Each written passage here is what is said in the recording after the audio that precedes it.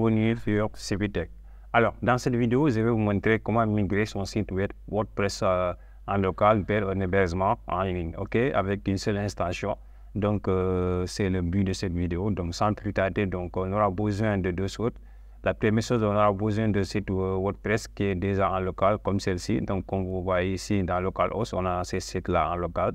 Donc, on va essayer de les mettre ici en ligne. Donc, pour cela, on aura besoin de cette plugin-là qui s'appelle WVP Backup.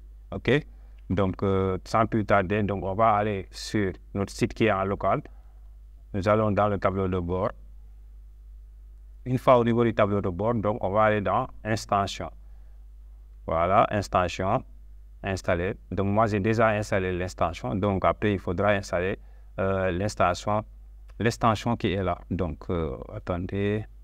Ça est là, WVP Backup, ok?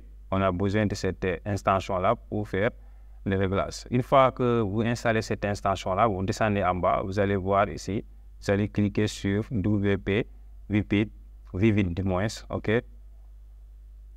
Donc, on attend que l'interface se charge. Voilà, ici, on a trois options. Soit on va sauvegarder la base de données et les fichiers WordPress, soit on va sauvegarder les fichiers WordPress hors base de données, c'est-à-dire sans la base de données, ou bien on va sauvegarder uniquement la base de données. Donc, une fois que vous choisissez l'option que vous voulez, donc moi je vous conseille de sauvegarder, de laisser par défaut, c'est-à-dire la base de données plus les fichiers, et vous cliquez sur sauvegarder. Voilà, moi j'ai déjà, si vous cliquez sur sauvegarder, donc il va télécharger la sauvegarde. Donc ça va venir ici, moi j'ai déjà cliqué sur sauvegarder, donc là vous allez voir ce fichier-là. Une fois que vous voyez ce fichier-là, après, vous allez cliquer sur télécharger ici. Donc, ça va charger le fichier et vous cliquez sur télécharger. OK? Moi, j'ai déjà fait, donc je ne vais pas le télécharger deux fois. Voilà. Une fois que vous avez terminé, donc vous allez vous rendre sur votre hébergeur. Ici, donc, voilà le site. Comme vous voyez en haut, on a dev.dembankani. Ici, c'est le site qui est en ligne. Si on clique sur notre site, vous voyez qu'on n'a rien du tout. OK? Donc, maintenant, on va retourner au tableau de bord.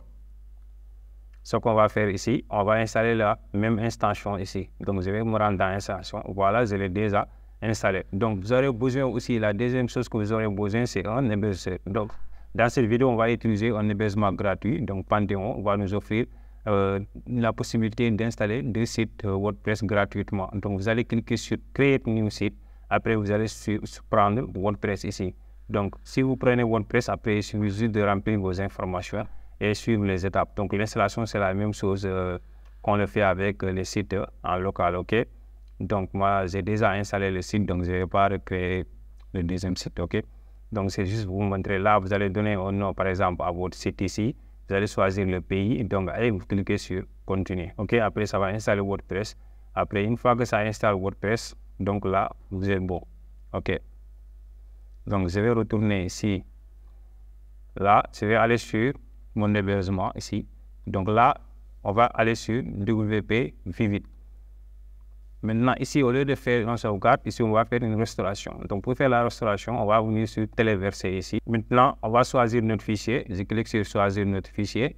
Maintenant, je vais aller dans Téléchargement et je vais prendre mon fichier qui est là. Et je clique sur Upload, OK? Donc, maintenant, là, il faut attendre un peu que ça charge notre fichier de restauration. Voilà, là c'est bon. On voit qu'il a téléchargé notre fichier de restauration. Donc là, on va cliquer sur OK. OK, une fois qu'on clique sur OK, donc vous allez remarquer ici, donc notre fichier a été bien téléchargé. Donc maintenant là, il faut cliquer sur Restaurer. OK, au lieu de télécharger, on va cliquer sur Restaurer. Donc là, ça va restaurer notre WordPress. OK, donc je clique sur Restaurer et je reclique encore sur Restaurer. Maintenant, là, il me demande si je suis sûr. Donc je clique sur OK. Et là, on va attendre que ça restaure notre site. Vous voyez ici, si vous regardez bien, donc là, on va remarquer ici que donc il est en train de restaurer les thèmes. Hein, il va essayer de restaurer aussi les plugins qui sont là. Donc les fichiers médias, il va essayer de restaurer tous les fichiers qui étaient au niveau de notre site en local qui est là. OK? Donc si on visite notre site local, donc normalement, si tout se passe bien, donc on doit avoir la même chose. OK? Tous les éléments, la même chose, le footer. Ici, au niveau des vidéos, donc on va avoir ici la même chose, OK? Donc là, je vais retourner sur mon tableau de bord pour voir si c'est terminé. Donc on est à 50%. On attend un peu que ça télécharge. Voilà, là c'est bon. On voit que la restauration a été bien effectuée. Donc là, on va cliquer sur OK.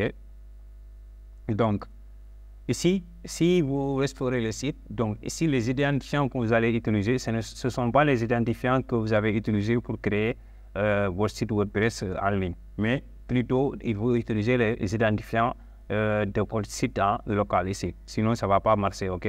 Donc, je vais mettre mes identifiants, après je vous montre la suite. Une fois que vous vous connectez, donc, il va vous amener sur là où vous êtes arrêté, c'est-à-dire au niveau de l'extension. Maintenant, là, si on vérifie le site, je vais cliquer sur commune de Demankani. Donc, vous allez voir qu'ici, on a le même site. Donc, le site a été bien déployé en ligne. Vous voyez, rien n'a changé. Donc, si on se rend au niveau du site en local, vous voyez, donc c'est la même chose. Il a repris tous les éléments que j'ai mis. Donc, vous voyez que là, vous gagnez un temps fou. Donc, cela veut dire que vous pouvez faire votre site en local. Après, si vous terminez, si le client est satisfait, après, voilà, vous le mettez en ligne, quoi. OK. Merci d'avoir suivi cette vidéo. Si cette vidéo vous a plu, n'oubliez pas de liker, de vous abonner et de partager avec vos amis.